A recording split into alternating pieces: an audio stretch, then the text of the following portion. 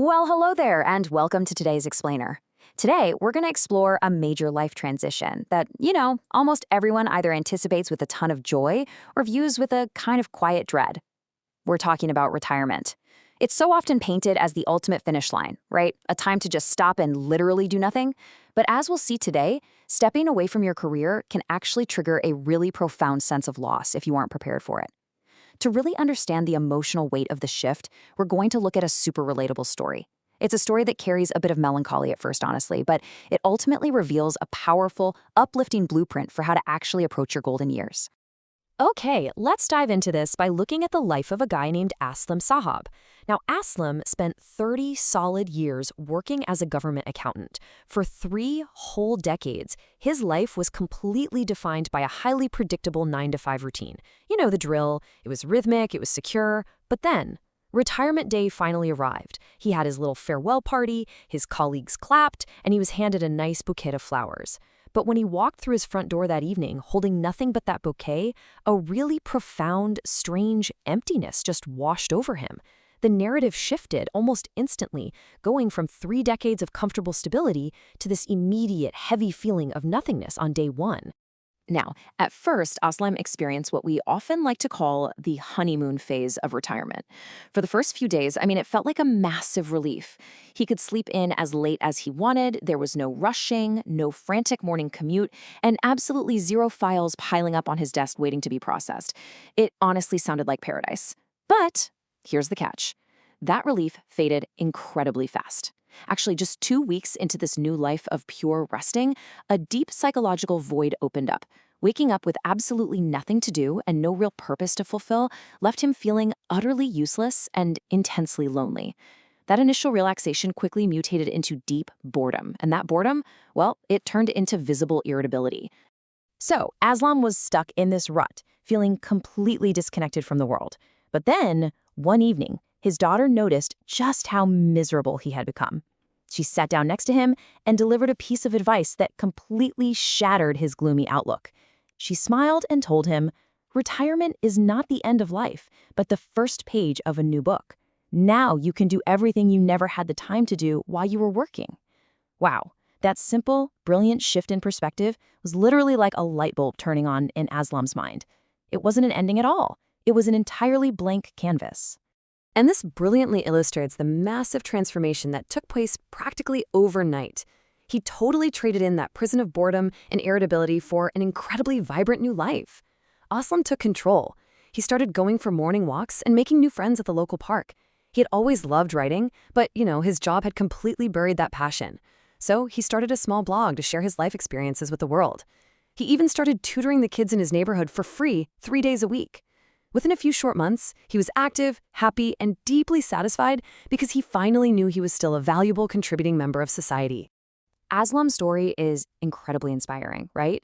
But it isn't just a nice little anecdote. It is a full-on roadmap. So how can you apply Aslam's success to your own transition? Whether you're retiring soon, maybe you're already retired and feeling just a bit lost, or you're planning decades ahead, you need a strategy.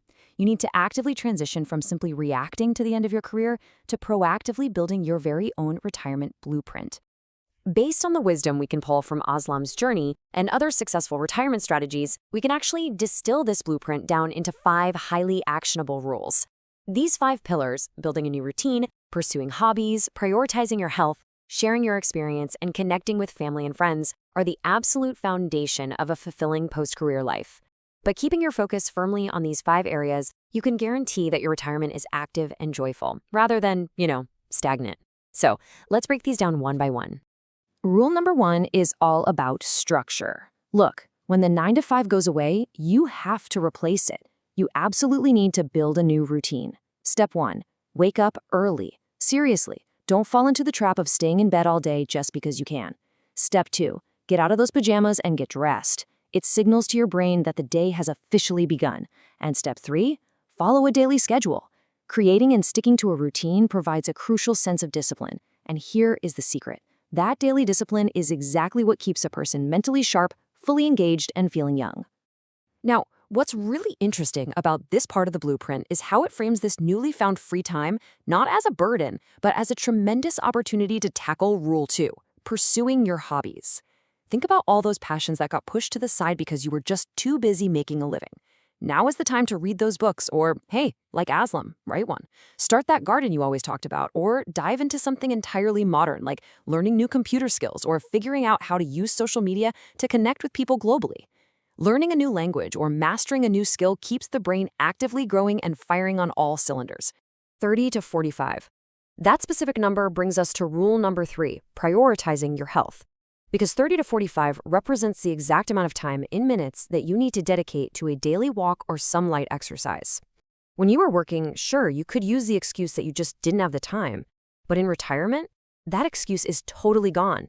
Your physical fitness simply has to become a non-negotiable part of your daily routine.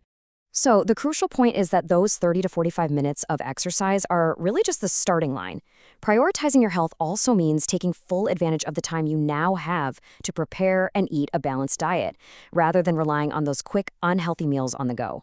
Furthermore, it means keeping up with regular medical checkups. You finally have the full, completely uninterrupted time needed to care for your body and address any minor issues before they turn into major problems. At the end of the day, a healthy body is what actually allows you to enjoy the freedom of retirement. Moving right along to Rule 4, sharing your experience. You've spent decades accumulating incredibly valuable workplace knowledge, life skills, and wisdom. Please do not let that go to waste. You can repurpose this expertise in so many meaningful ways. You can mentor the youth, just like Aslam did by tutoring the neighborhood kids. If you have specific industry knowledge, why not start a small consultancy? Or you can volunteer your time and skills at an NGO or a local charity.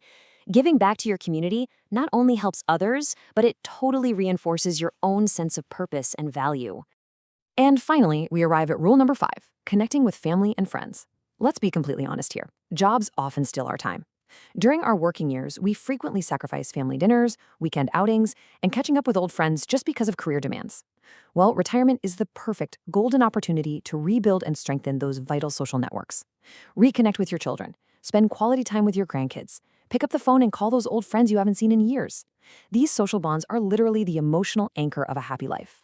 Let's move forward and see how all of this builds to our final thought for today's explainer. Retirement is freedom from work, not from life. It is absolutely not the end of your story. It's merely the end of one specific chapter and the thrilling beginning of a brand new one. You have the time, you have the wisdom, and hopefully you now have the blueprint. The pen is firmly in your hand. So how will you write your next chapter? Thank you so much for joining me on this explainer, and I really hope this leaves you inspired to view whatever transition is coming your way as an exciting, purposeful new beginning.